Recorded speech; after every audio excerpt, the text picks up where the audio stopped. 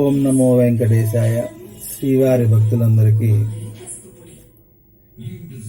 శనివార సుప్రభాత వేళలో అందరికీ స్వామివారి కటాక్షాలు కావాలని కోరుకుంటూ గత కొన్ని రోజులుగా జరుగుతున్న విషయాలకు సంబంధించి మూడు విషయాలు చెప్పదలుచుకున్నాను. ముందుగా స్వామివారి ప్రసాదాలు ఏవో అపవిత్రమయ్యాయి అని ఒక ఇది వచ్చింది. నిశ్రేష నిరీహ నిరహగ్ని నిరవజ్జ నిరంజన నిర్వైర నిరహంకార నిర్బంధ నిరసూయక అనంత అనంతబాహు, ఇలా స్వామివారి సహస్రనామాల్లో ఎటువంటివైనటువంటి దోషములు ఆయనకి కానీ ఆయన ప్రసాదాలకు కానీ అంటం. దాని గురించి మనసులో భారం తొలగించాలి. రెండవది, ఆ రోజు హిరణ్యకశిపుడు ప్రహ్లాదునికి కాలకోట విషాన్ని ఇచ్చాడు. కానీ ఆ కాలకోట విషాన్ని భగవత్ ప్రసాదంగా స్వీకరించిన ప్రహ్లాదుడికి ఆ కాలకోట విషం కూడా అమృతమైంది.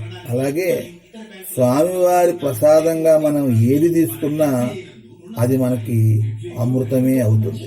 ఎలాగైతే గోమాతకి మనం విషమిచ్చినా కూడా ఆమె పాలుకు స్వచ్ఛంగానే బయటకు వస్తాయి, అలాగే భగవంతుడి ప్రసాదం ఏదైనా కూడా అది మనకి అమృత తుల్యమయ్యే వస్తుంది. కాబట్టి ఆయన ప్రసాదం అనేది అపవిత్రం చేయగలిగిన వారెవరూ లేరు. రెండవది, ఒకవేళ అక్కడ ఏ అపచారం జరిగినా ఆగమ శాస్త్ర ప్రకారం పవిత్రోత్సవాలు అనేవి జరుగుతుంటాయి. ఎంత వరకు జరుగుతాయంటే, నివేదన చేసేటప్పుడు ఒకవేళ పండితులు వారి యొక్క నోటి నుంచి ఏదైనా కొంచెం నారాజన లాంటివి పక్కన పడినా కూడా దానికి కూడా పరిహారంగా పవిత్రోత్సవాలు అనేవి అత్యంత వైభవంగా ప్రతి సంవత్సరం జరుగుతాయి.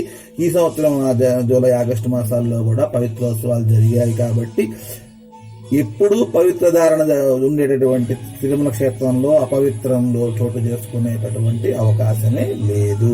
ఇవి రెండు విషయాలు. ఇకపోతే మూడో విషయం, స్వామివారి భక్తుల యొక్క మనోభావాలు ఎప్పుడైతే దెబ్బతిన్నాయో ప్రతిసారి ఆ దెబ్బ తీసిన వారు ఎంతటి వారైనా శిక్షకు గురయ్యారనేది మనకందరికీ తెలిసిన విషయమే.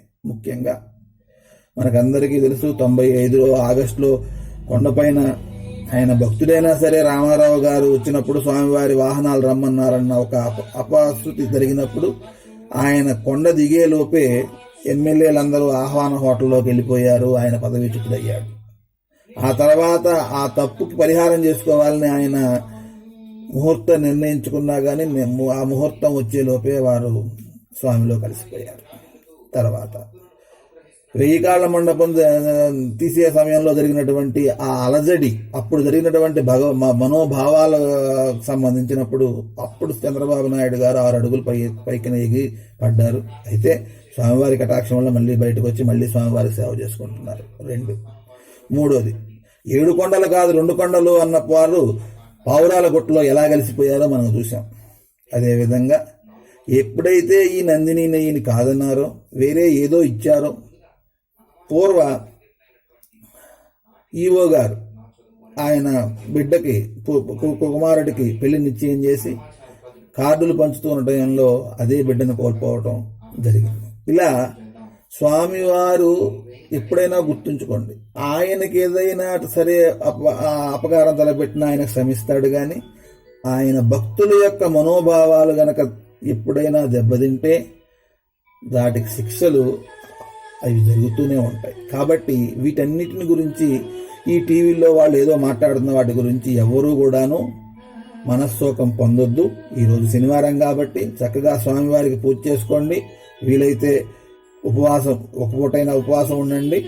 అంతటితోటి ఈ విషయాలన్నింటినీ మనసు నుంచి తొలగించి ఆపద్బాంధవుడు అనాథరక్షుడైన స్వామివారిని పరిపూర్ణంగా మీరు నమ్ముకొని ఆ స్వామివారి యొక్క పాదాలే శరణమనుకోండి. అంతేగాని మిగతా ఏ విధమైన క్లేశాలకు లోను కావద్దు. నమో వెంకటేశ.